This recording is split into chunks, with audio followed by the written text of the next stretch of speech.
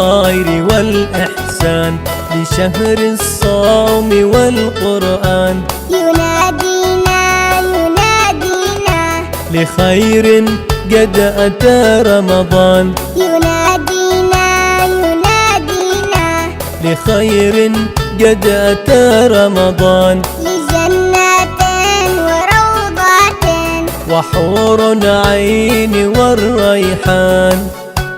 اللهم أعني في رمضان على صيامه وقيامه، اللهم اجعلني فيه من المستغفرين، واجعلني فيه من عبادك الصالحين.